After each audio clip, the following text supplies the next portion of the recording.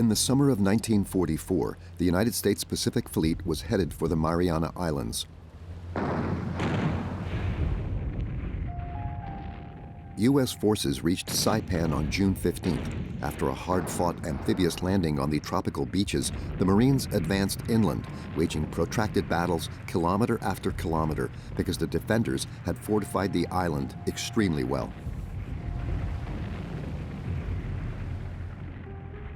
In 1944, Pacific Islands, like the Mariana Islands, were bitterly contested and fiercely fought over because Japanese officers were ordered to hold the Mariana Islands to the last man and to the last bullet.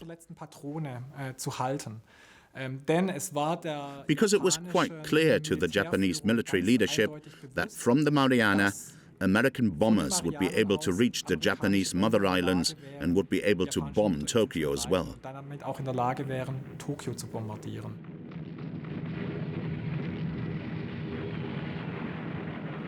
During the war against Japan, U.S. forces combined two thrusts.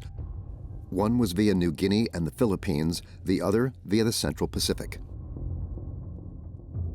The decisive thrust of the war was in the Central Pacific because the Central Pacific divides the Japanese sphere of power into a northern and southern half, and because from the Central Pacific, from the Marianas, American B-29s could bomb Japan. The images of the bloody amphibious landings were similar to those taken a few days earlier in Europe. The Normandy invasion began on June 6, 1944, on the beaches of France. Here, as there, the Allies threw incredible quantities of men and material into battle, but that's where the parallels between the two theaters of war ended.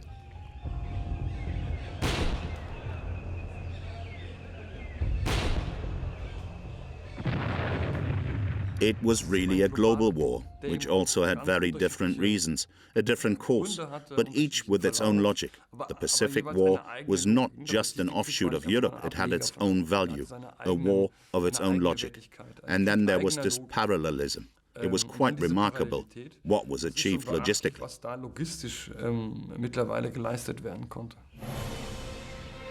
12,000 defenders had entrenched themselves on Saipan. After the Japanese fleet was crushed in the Battle of the Philippine Sea, they were cut off from all supplies. The Japanese soldiers were hiding in the jungle and in extensive cave systems.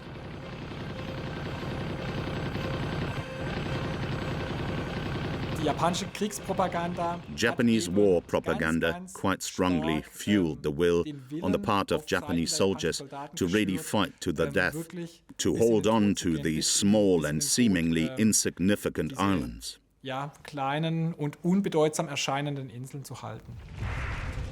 The Japanese demanded the utmost from their opponents. In accordance with the Bushido Code, they didn't give an inch.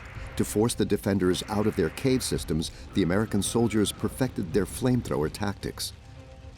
They attacked the caves in groups, supported by artillery and machine guns.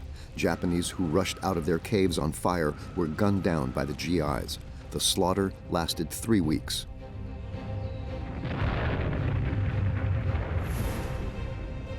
Japanese soldiers rarely surrendered. Instead, they preferred to throw themselves to their deaths.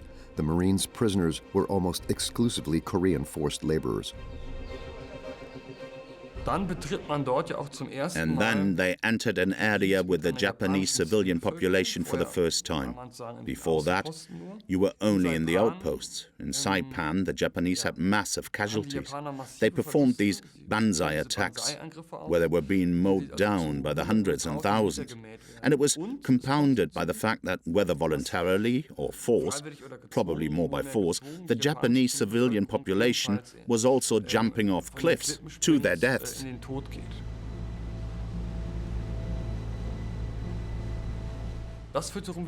This led the Americans to wonder what if even the Japanese civilian population wouldn't surrender, how was the war going to end?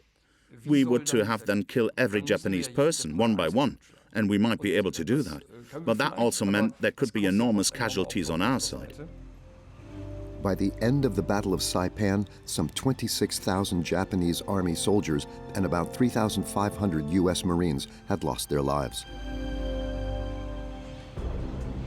Meanwhile, in Moscow, Joseph Stalin was making plans for the further course of his offensive against the Third Reich. The Red Army had been advancing successfully since June 22, 1944, which was the third anniversary of the German invasion of the Soviet Union. Within 5 weeks, they had advanced as far as Poland. As Soviet troops approached Warsaw, Stalin seized the opportunity to extend his claim to rule Poland.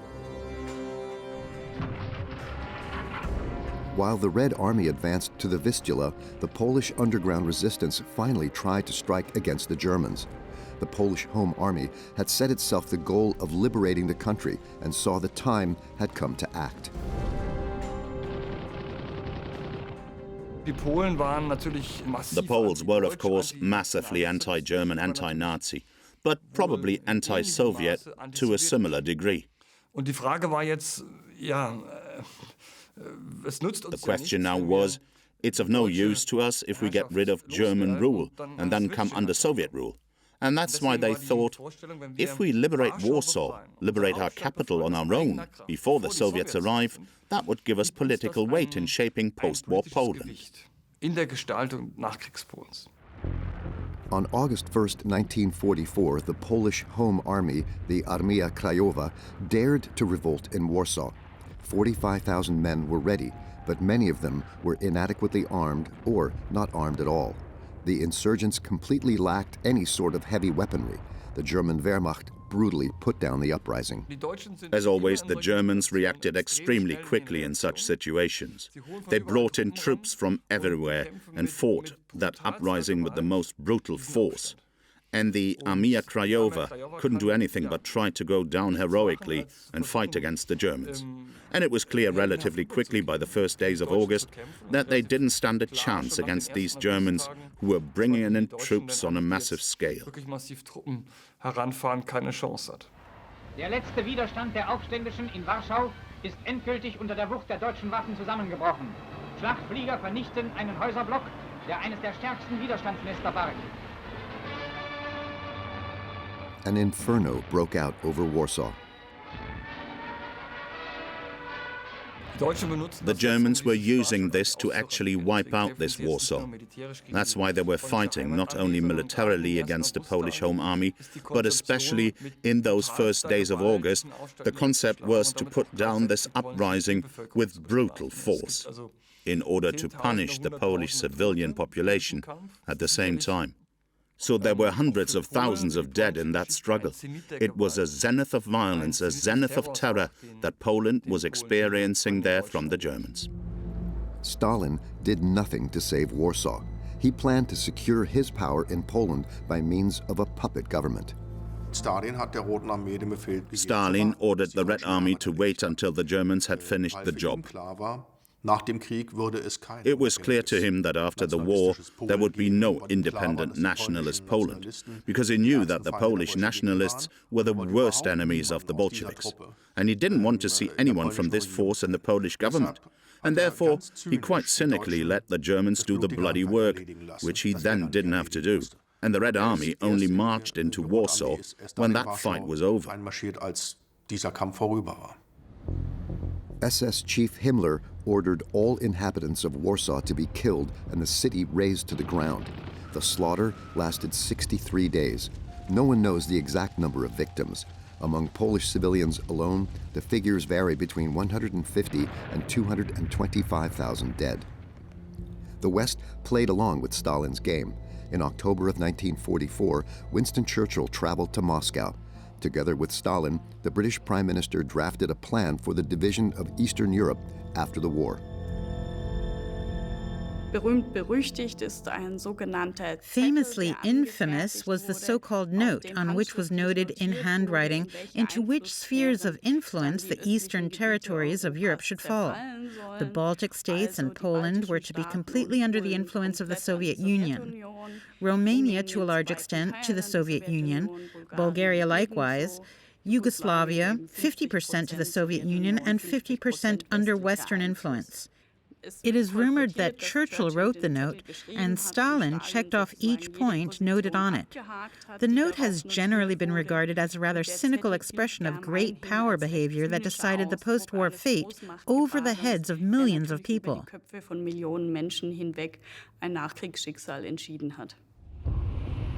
On their retreat, the Wehrmacht left behind scorched earth, the order, which officially read loosening, clearing, paralysis, and destruction, resulted in the Germans devastating entire areas.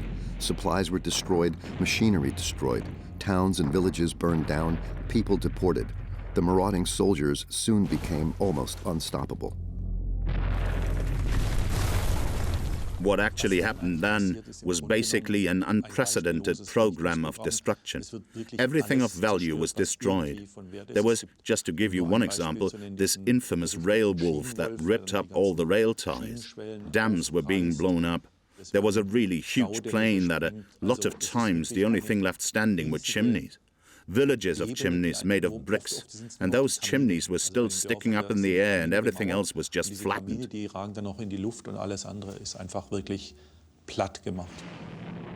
While the Wehrmacht was devastating entire regions in the east, the Germans on the home front hoped for the promised miracle weapons to bring the wartime enemy in the British Isles to their knees. In the propaganda jargon of the Third Reich, the rockets developed by Werner von Braun were called V2s. V stood for retaliation. Tests failed time and again. Now the V2, together with the V1 cruise missile, was supposed to turn the tide and, at Adolf Hitler's behest, wipe out cities in Great Britain. Technically, the V2 was actually a very modern device, which initiated the development of the moon rocket. But it was wonderful for the Allies that the Germans built it, because it was so infinitely expensive and so infinitely complex. If the Germans had built conventional weapons, airplanes, tanks, they could have done much more damage with it. The effect militarily was almost zero. They killed a few thousand civilians, but that was it.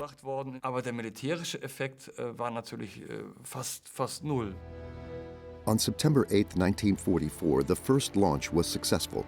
By the end of the war, 1,400 V2 rockets had been fired, mainly from mobile launch pads in Holland. The V2 was so fast that British anti-aircraft systems failed. Without warning, the rockets hit residential neighborhoods whose residents couldn't get to safety in time. In London, thousands died. Another prestige object of the Nazis was the newly developed Me-262 jet fighter, which was produced at enormous cost in terms of material. The aircraft, which could reach speeds of up to 900 kilometers per hour, was intended to put an end to Allied air supremacy. However, the first jets weren't ready for operation until November of 1944. Due to the lack of fuel, the fighters could only rarely take off. In the end, the Me-262 was unable to break the superiority of the enemy air force. The Messerschmitt 262 was a revolutionary aircraft, clearly ahead of its time. But no airplane decides a war. When we examine air warfare, we find time and again that technology is not actually decisive. That depends on tactics, and above all, on numbers. And of course, the maximum 200 jet fighters would not have any significant effect at all. On the contrary, they shot down some bombers, but lost just as many of their own fighters. So that fizzled out and was mainly a means of propaganda.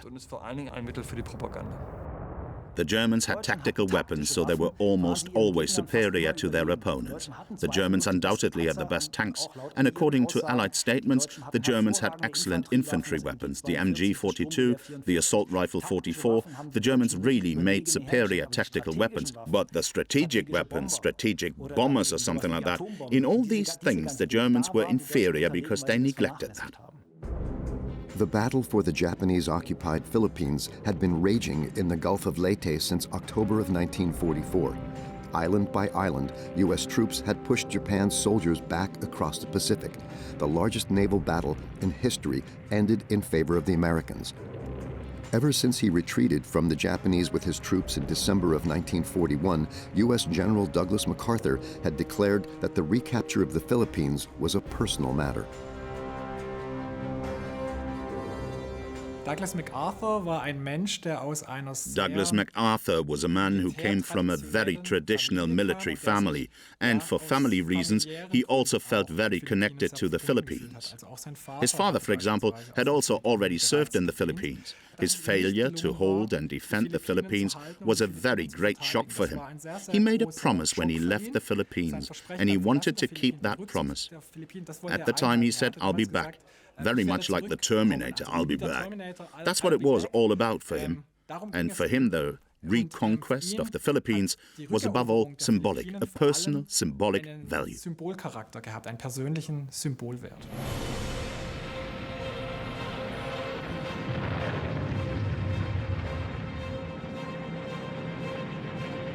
During the Battle of Leyte, Japanese suicide squads known as kamikaze planes were used for the first time.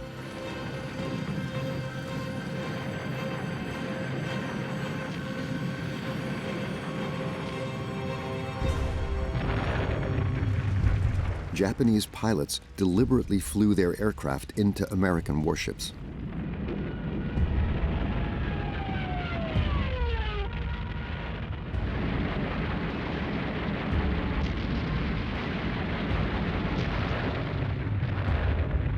While the phenomenon did not decisively weaken U.S. forces during those war years, it exposed soldiers and sailors to extraordinary nervous strain.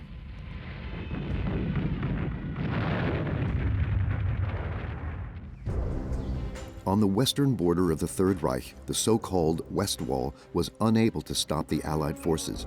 The troops' goal was the Rhine. During their advance, however, the U.S. soldiers encountered unexpectedly strong resistance. In the forests near Aachen, they engaged in fierce battles with German Wehrmacht units. Supplies, which had to be brought in from southern France and Normandy, also came to a standstill. They could take some German villages, but there they were stuck because they ran out of gas. That's where the priorities were misplaced and the Germans could reorganize themselves. But the Germans were not as well prepared as the newsreel would have you believe. Vom Kampf im Westen. Auf den westlichen Schlachtfeldern geht die Rechnung der Feinde nicht auf. Sie glaubten, bei Erreichung der deutschen Grenzen würde Deutschland zusammenbrechen. Das Gegenteil ist der Fall. Deutsche Reserven marschieren an. Mit allen Waffen ausgerüstet beziehen sie ihre Standorte. Although the war was clearly lost by the summer of 1944 at the latest, the Wehrmacht continued to fight. They didn't want to endure another 1918, no defeat, where it could be said that we surrendered too soon. What the soldiers had in mind this time was that it was better to surrender 5 minutes after 12 than 5 minutes before 12. All of this, of course, with horrendous losses, which far exceeded anything we had seen before.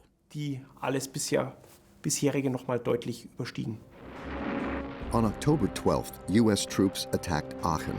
4 days later, they closed the ring around the city. Hitler demanded that the imperial city was to be defended to the last drop of blood. About 3,000 men followed his orders, among them numerous SS men and volunteers from the Hitler Youth. They initiated a house-to-house battle with heavy losses. On October 21st, the German commander finally surrendered officially. Anyone who wanted to surrender before then, despite the hopeless situation, had to expect to be fanatically persecuted.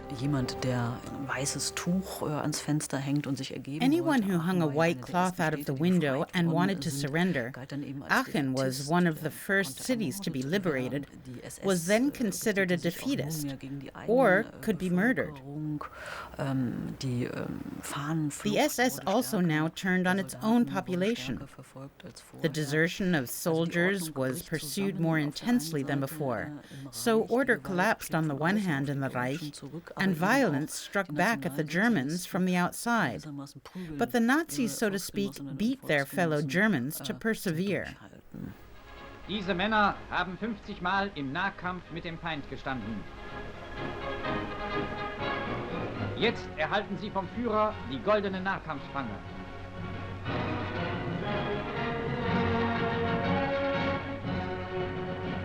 Mal sahen sie das Weiße im Auge des Gegners und bezwangen ihn mit der blanken Waffe. Wer will mit Worten sagen, was das bedeutet? Even without words, it becomes clear that Germans still saw an encounter with Adolf Hitler as an honor, and the newsreel was supposed to motivate them to persevere with such grotesque propaganda campaigns. In Berlin, Joseph Goebbels mobilized the remnants of the German population for a march to destruction. The staging of the so-called Volkssturm was intended to demonstrate the invincibility of the Reich. Eurem Volke der ganzen Welt zu beweisen, dass Deutschland nicht nur an der Front, sondern auch in der Heimat über Millionen wehrbereiter, wehrentschlossener Männer verfügt, die den festen und unerschütterlichen Willen haben, niemals vor den Feinden des Reiches die Flagge zu streichen und feige zu kapitulieren. The Volkssturm was the very last contingent, and everyone, at least that was the idea, all 16 to 60-year-olds were mobilized, mostly equipped with looted weapons or not at all. But as the war progressed, however, these Volkssturm battalions were increasingly deployed to the front line, and that deployment was, of course, completely pointless. Und dieser Einsatz ist natürlich völlig sinnlos. The war in the air also took on new dimensions. No longer were only large cities bombed, but medium-sized cities with industrial sites as well. To defend themselves, the Germans were forced to withdraw their air forces from other fronts. Although militarily effective, the usefulness of the devastating air war is still being disputed to this day.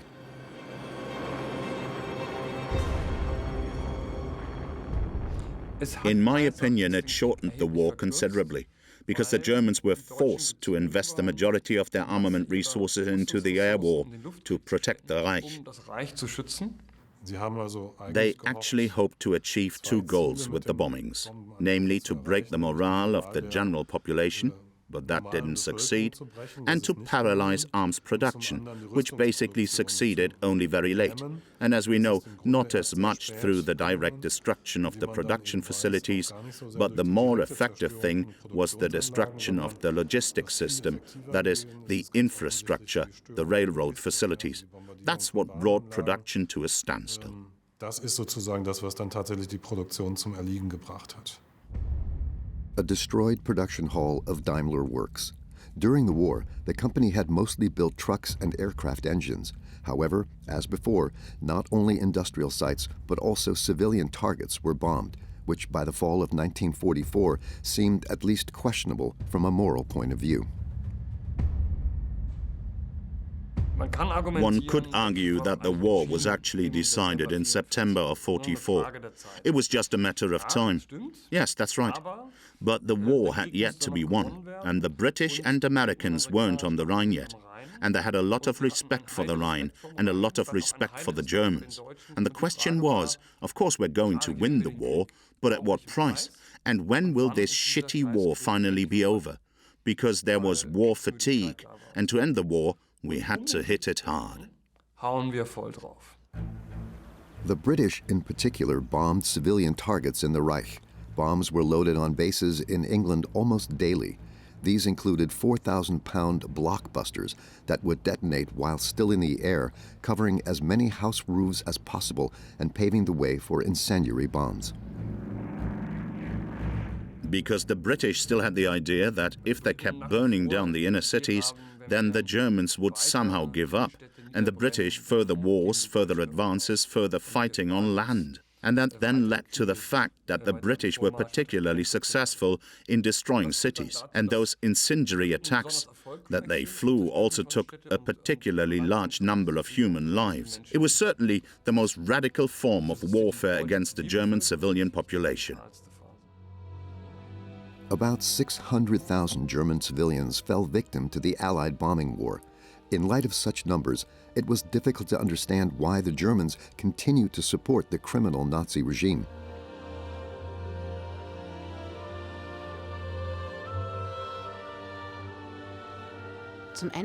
Towards the end, fear really prevailed more and more. As you hear from personal testimonies, we had to win the war, because with what we had done, if we lose, we don't even want to imagine what they will do to us. That created a great will to persevere. even after the sometimes terrible bombardments by the Allies, which were aimed at breaking the will of the population to persevere. That simply didn't happen, because this total dictatorship of National Socialism still worked so well in capturing large parts of the population that the distribution of goods, of services, still reached the people. The Nazi regime not only had to ensure the survival of the population, but it also had to maintain the production of armaments, which was necessary for the war. In order to escape the increasingly precise attacks by the British and Americans, production facilities were moved underground throughout the Reich.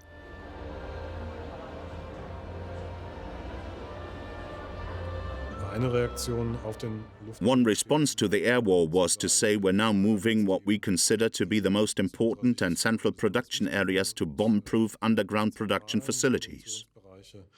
In bombensichere Untertage-Produktionsanlagen. The factories were put in mines, tunnels, and underground galleries. Die Absicht der Feinde, durch planmäßigen und massierten Bombenwurf die deutsche Rüstung zu zerschlagen, ist gescheitert.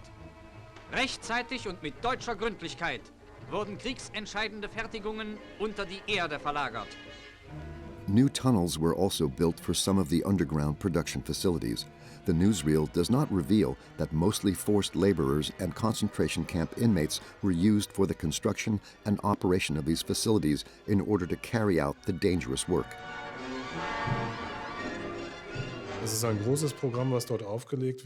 That was a big program that was set up there, which again entailed a change in the character of forced labor, because concentration camp inmates were systematically used in those underground relocation projects, and that was where the most deadly working conditions for forced laborers prevailed. When U.S. troops reached the Mittelwerk manufacturing plant in the Harz Mountains in April of 1945, they found the remains of one of these terrible factories. Prisoners from the Mittelbau Dora concentration camp had to build the engines for the V-2 here. The labor camp only operated for 18 months. But the inhumane conditions cost the lives of 20,000 people. All the GIs found were a few completely exhausted prisoners. There, above all, Jewish concentration camp prisoners, or concentration camp prisoners in general, were used because it was very dangerous. The work was very dangerous, but it was also detrimental to their health. And it was the kind of work that was expected from those in whose survival they had no interest in anyway, and where the term extermination through labor absolutely summed up the situation. Vernichtung durch Arbeit ja schon die Situation absolut auf den Punkt bringt. Hundreds of thousands of prisoners were forced to slave away on large construction sites and in factories throughout the Reich. The prisoners were kept alive only as long as they were able to work. Those who became weak and sick were left to their fate or sent to the gas chamber. The Minister of Armaments, who was responsible for using the now 7 million forced laborers, was Albert Speer.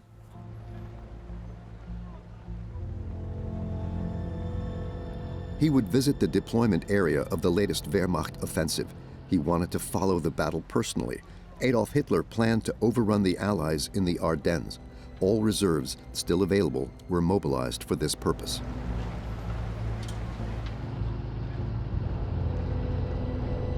The decision was to be made in the hilly forests of the Ardennes.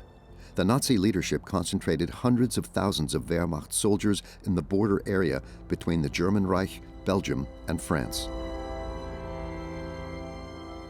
The Ardennes offensive was Hitler's attempt to turn the war once again, to give it a military twist. He really believed the Western Allies were at the weakest point in this opposing alliance. And if you beat them, so to speak, as you did in 1940, then possibly the whole Western Front would collapse.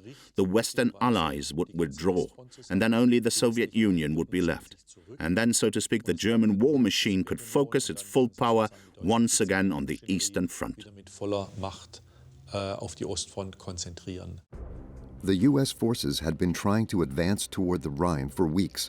In the Hürtgen forest between Aachen and Düren, they had unexpectedly suffered heavy losses.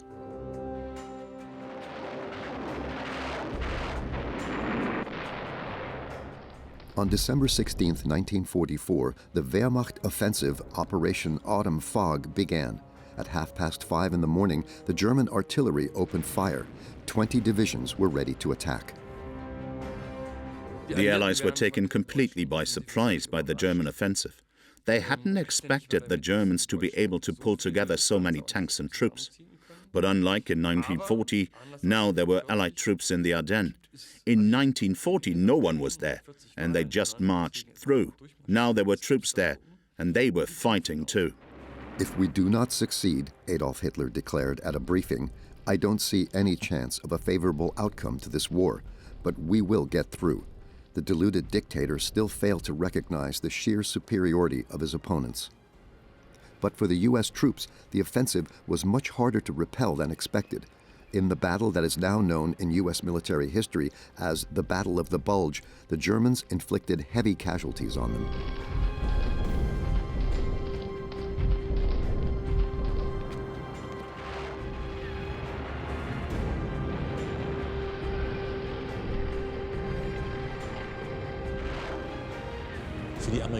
For the Americans, the Battle of the Bulge was a very significant experience, because American troops for the first time actually experienced what land warfare had meant in Europe during the previous wars. Wars under terrible weather conditions and wars in difficult terrain. And of course, these are all the reasons that contributed to this myth. It was also the bloodiest land battle fought by the US Army during World War II. About 19,000 soldiers were killed during that period. At first, the Germans had the element of surprise on their side. Entire units with thousands of soldiers fell into their hands, as the newsreel reported triumphantly. Immer wieder das gleiche Bild. Vorgehende deutsche Kolonnen, Gefechtsfahrzeuge, Nachschub, Trosse auf der einen Seite und Dreierkolonnen marschierender weißer und schwarzer Amerikaner auf der anderen Seite. With racist condescension, Nazi propaganda tried to cover up the hopelessness of the Wehrmacht's military situation. The plan to crush the Allies no longer had much to do with reality.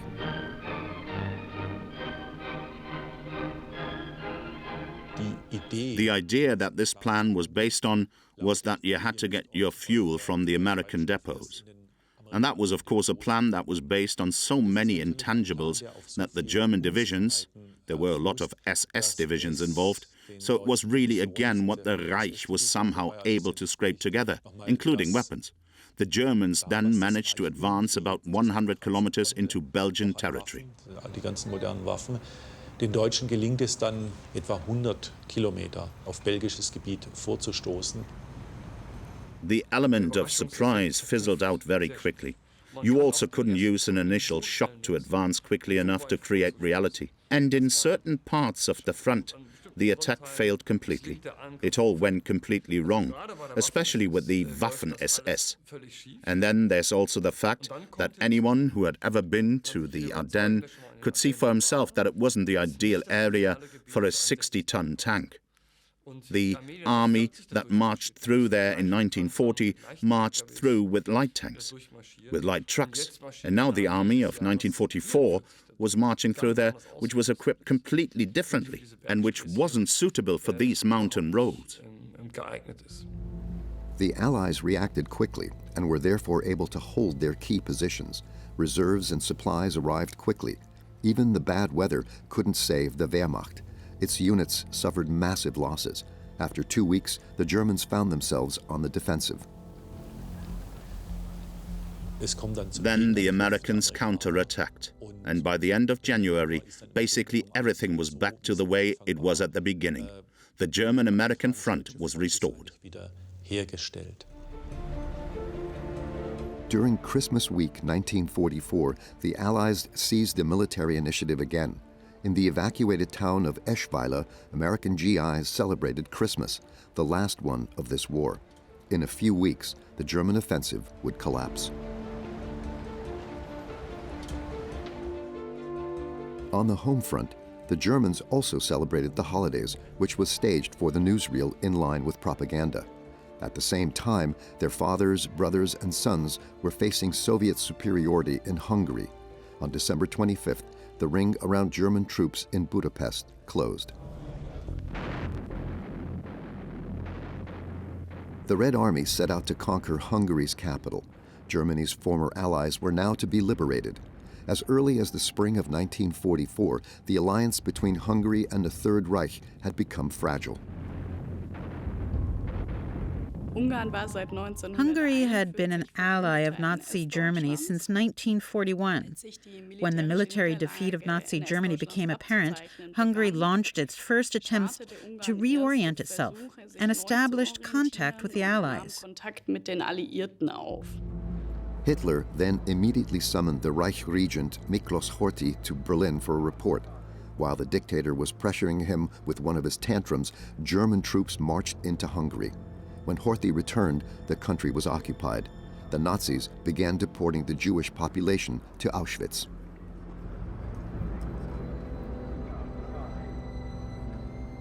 Starting on March 19, 1944, German troops entered Hungary completely unexpectedly and without a fight took power there. Of course, the old Hungarian government was still there. The Hungarian regent Miklos Horthy was still there. But he didn't really have that much to say anymore. All the power was in the hands of the German representatives. There was a Reich plenipotentiary, that's what he called himself, and there was also, of course, a so-called special task force that was set up specifically to deal with the Jews. Das Schlimme ist ja, dass die Deutschen zu diesem Zeitpunkt schon eine... The bad thing was, after all, that the Germans already had a lot of experience in murder. This special task force under Eichmann initially began to empty the country, and by the summer of 1944, they deported about 430,000 people to Auschwitz. There it was. 2/3 went immediately to the gas chamber, and 1/3 remained. They did forced labor, and most of them still died there, so it was a terrible situation. And of course, it was one of the last brutal highlights of the Holocaust. It was also referred to as the final chapter. Des Holocaust, also es wurde auch als das letzte Kapitel bezeichnet. In January of 1945, the Red Army, under the command of Marshal Ivan Konev, advanced towards Breslau and Krakow without encountering any significant resistance.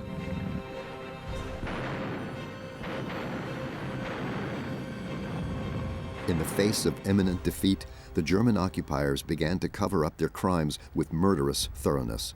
This was also the case at the Auschwitz-Birkenau camp complex. Als die sowjetische Armee näher rückte, hat die SS den... As the Soviet army approached, the SS cleared most of the camps, and the detainees went on so-called death marches. Attempts were made to bring them on foot to the Altreich in order to cover their tracks. ...des Altreichs zu bringen, eben Spuren zu verwischen. However, most of the people who were sent on these marches were no longer physically able, so the marches basically meant death marches, because a large proportion of those who were sent on those marches simply perished. Prozentteil derjenigen, die dort auf die Fußmärsche geschickt wurden, einfach umgekommen sind. Heinrich Himmler was responsible for the evacuation of the concentration camps. The SS Reichsführer instructed his troops to systematically destroy all evidence of the regime's mass murders before it fell into Allied hands.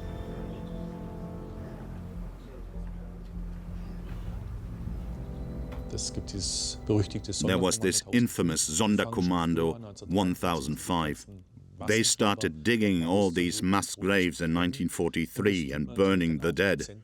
And that's what they did in the middle of the whole extermination program.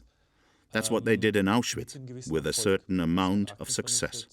Files were destroyed, the crematoria were dismantled, the gas chambers were blown up.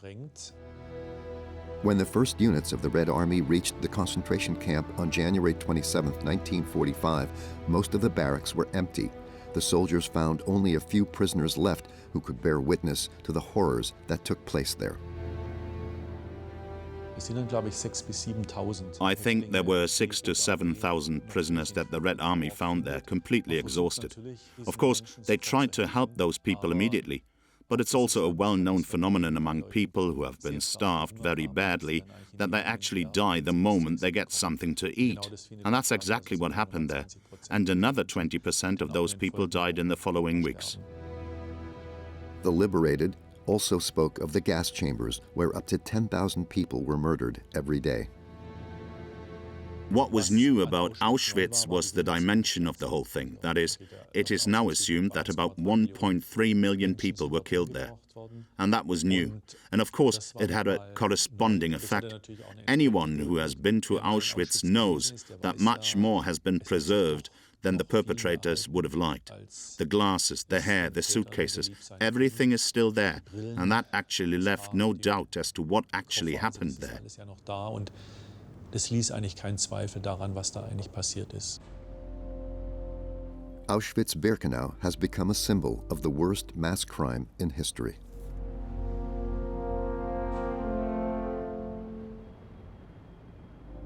The survivors described the selections at the ramp, the hunger, the torture, the human experiments.